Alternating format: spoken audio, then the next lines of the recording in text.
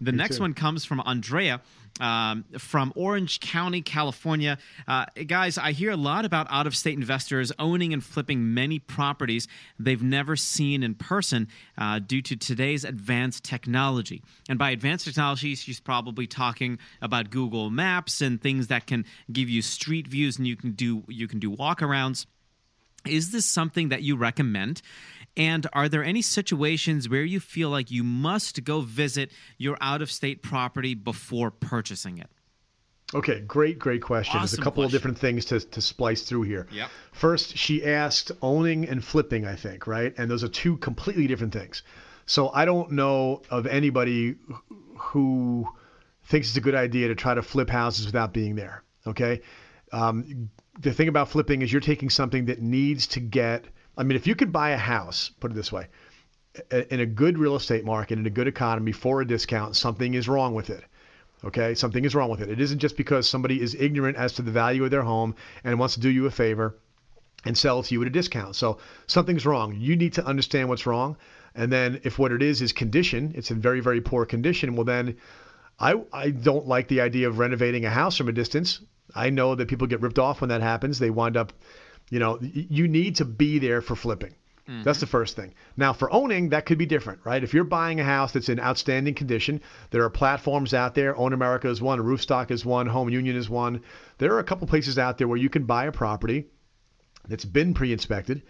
I don't think you need to be there yourself, but somebody who you pay needs to go inside.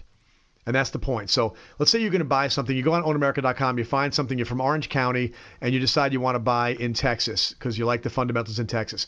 You're completely right. So you find something in San Antonio, you want to buy it. You're not going to have to hop on a plane to go to San Antonio.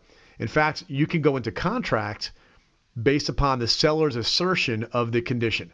Mm-hmm. Not even photographs, okay? You can go into contract, say, okay, this house works for me. The yields, the numbers all work for my plan. The seller says it's in a condition that it doesn't need much work. And I'm going to go ahead and put my deposit down, and I'm going to have 15 days of a due diligence period to get in there and actually verify the condition. And at the end of the 15 days, if I don't like what I see, I can get out. Now, I wouldn't be the one going in the house myself because I can't tell whether it needs a roof. I'd be hiring somebody to go and inspect the property. And so you can do that too. I think it's great to see it yourself with your own two eyes. But I know it's a terrible idea that nobody from your team sees it. So you hire an inspector. It costs $100, $200. Somebody goes through. They give you a very detailed report of exactly what's wrong with the property, which is what you want to know. And in a lot of cases, this is important. In a lot of cases, you can get a scope in that same report, meaning it needs counters, okay? It needs carpet. It needs paint. And here's what those things are going to cost. The garage door is off the tracks. Here's what's going to cost for a new garage door. The HVAC only has another season at best. Here's what it will cost to fix that. If you can get, like in other words, home inspectors do an engineering inspection. They cost hundreds and hundreds of dollars, and they're from licensed and certified engineers. But they don't do a scope. And so for me, my main focus is I want somebody competent to go in there and tell me what's wrong with the place, but also tell me what it's going to cost to fix, because then I can go to the seller and say, I offered you $220 for this house based upon the condition being very good. I found $6,000 worth of things that need to be fixed, so I want to discount the price by $6,000. This happens every day, and the seller either says, oh, you got me. I wasn't lying. I just didn't know because a tenant lived in the house and I wasn't aware. Yep. So I'll either discount the $6,000 or I'll send my guy in to fix those things. Then you extend your due diligence period. The point is you got to see it, or somebody from your team has to see it. But it's a good idea to look in other markets if you're from Orange County, California, where you can't generate a yield because the houses and the taxes are too expensive. It kind of blocks you out from single family. So I think it's a good idea to find another place elsewhere and just get somebody to go in there for you. Yeah, it's like one of those things when you do a Carfax and it's like you only do a Carfax, but you're also not going to do a 150-point inspection on your car, and you're in California, but your car is in, say, Michigan somewhere. You need to do the inspection, pay the $150 or $175. So you know unequivocally you're not buying a lemon, and you're getting this inspection on this car done from a professional. The exact same thing with a house inspection. I would even go as far as getting a survey, right? Make sure that there are no easements, you're not intruding on anybody's property. These types of things matter. Otherwise, you will inherit problems, and then you'll have to deal with them accordingly. I just don't understand how people can buy cars without seeing them, or at least paying a professional the analogy to do an inspection. The interesting thing to your analogy is that you don't actually have to test drive them. Okay, that's the thing, is that the idea that you could buy a car, if you were going to buy a late model car and you got it inspected and the person said it runs, it drives, I test drove it, it looks good, it's got a ding here, it's got needs new tires in the front. Okay, good. Now I have the inspection and I can buy, and if it gets to me and it's a piece of junk, it doesn't drive, I've made a mistake. But you actually, I've bought cars from across the country without doing a test drive, but the inspection, that guy did the test drive, and so it was good enough, and both times it worked out.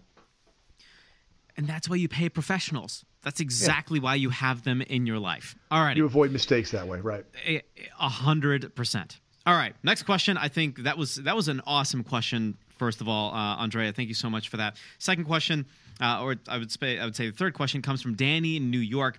I live in New York City, your old stomping grounds, Greg. And I want to invest within an hour's drive. I can tell Greg is a New Yorker. Where, let me guess, is it his overall general attitude toward life? I live in North Carolina, so I don't know what he's talking about. I'm a North Carolinian. Right. Is that what they really call them, North Carolinians? Yeah. Man, that's a mouthful.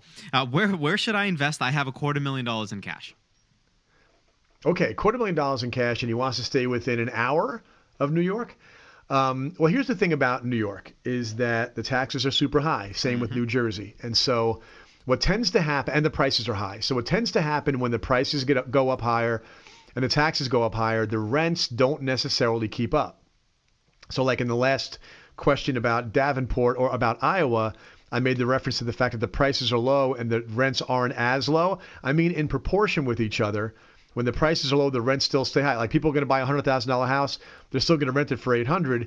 You could buy a $180,000 house in New York, the suburbs, and still be paying $1,100 in rent. And so it doesn't quite keep up. So for that reason, it's not a great place to get a yield. However, if you go further out, Connecticut's an interesting thing because the taxes are lower in Connecticut, but you can go into the multifamily space. Multifamily is really interesting. When you can get in a single-family home, you get $2,000 a month in rent. But if you buy a two-family home in the same town, you get $1,500 a month for each apartment, right? So now the same amount of square footage, you're getting $3,000 a month in rent instead of $2,000 a month. That's where almost anywhere, in almost any direction outside of New York, Queens into Long Island, Connecticut, Westchester, Rockland County, into New Jersey, Staten Island, in any of those places, you can find 2- and 3-family properties. They're not quite the same as single family because you're never going to sell them to a home buyer later on, which is one of the advantages we talk about with single family homes. But I would say 2- and 3-family houses in growing neighborhoods that are improving in and around the city would work really well. What do you think about Long Island City now that it's become HQ2 or HQ3 for Amazon?